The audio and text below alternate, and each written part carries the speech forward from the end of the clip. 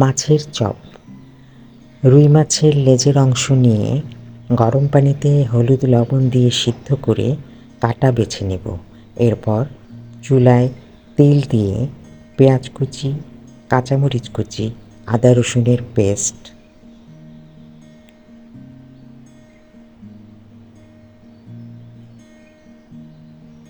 লবণ, হলুদ গুঁড়া, মরিচ গুঁড়া, ধনে গুঁড়া, জিরা গুঁড়া, গোলমরিচের গুঁড়া, চিলি ফ্লেক্স, গরম মশলার গুঁড়া দিয়ে খুব ভালোভাবে মশলা কষিয়ে বেছে রাখা মাছ ও পেস্ট করে রাখা আলু ভালোভাবে মশলার সাথে মাখিয়ে নেব।